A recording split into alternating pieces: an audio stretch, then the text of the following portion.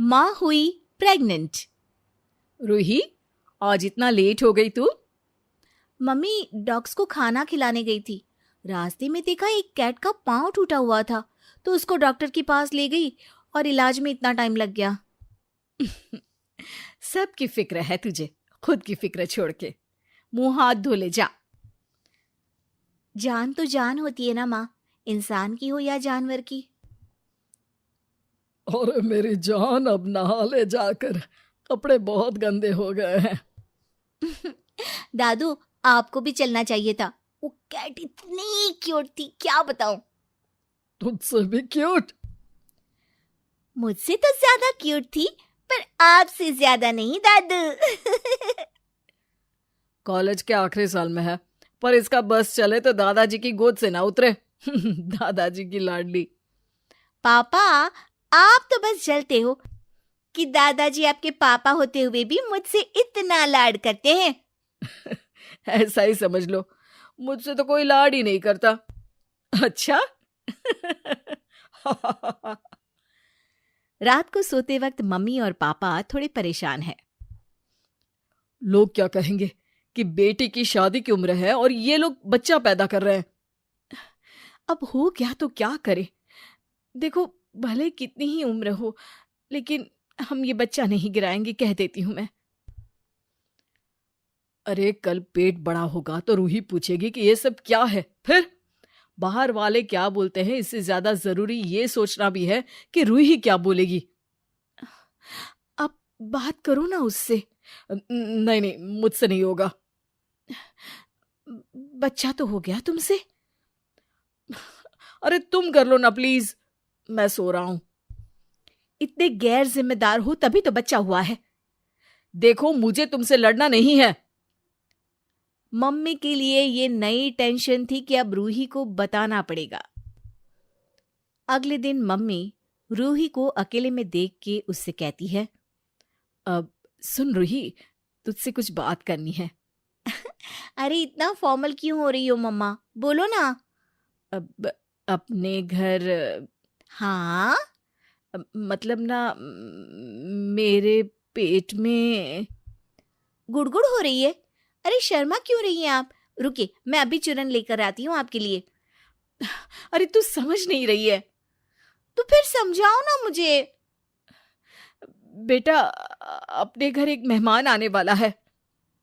यार नहीं, आपके मेहमान आकर ना मेरे रिश्ते की बात करने लगते हैं। मत बुलाओ ना किसी को। अरे कोई ऐसा वैसा मेहमान नहीं है, मतलब नया मेहमान। नया मेहमान?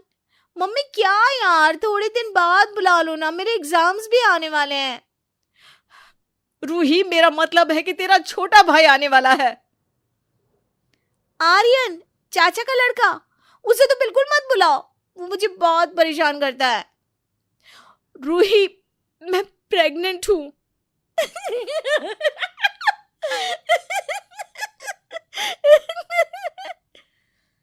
अरे क्या है ये रूही, हंस क्यों रही हो? अच्छा प्रैंक है।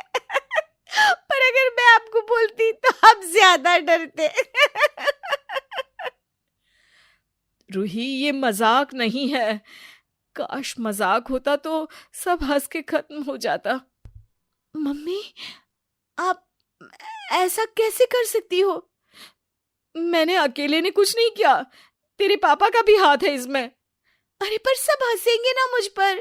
ये मेरी शादी की उम्र है और हनीमून आपका खत्म नहीं हो रहा। जो भी है, आपके पेट में उसकी छुट्टी कर दो कैसे भी। मम्मी को ये बात बुरी लगती है तो वहां से उठकर वो चली जाती है। अगले दिन रूही किचन में अपने लिए पोहे बना रही है। अरे यार, आज तो अंडा चिकन पनीर मिल जाए तो आत्मा को शांति मिल जाए।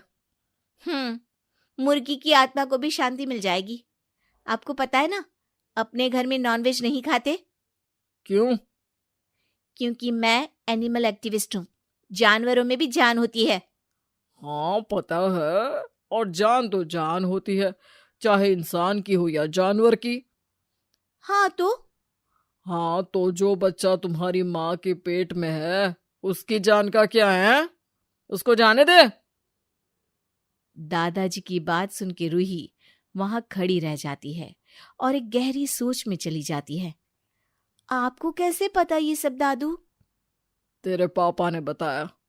जब तेरी माँ अपनी बेटी को बताने की हिम्मत कर सकती है तो तेरा बाप अपने बाप को बताने की हिम्मत कर ही सकता है।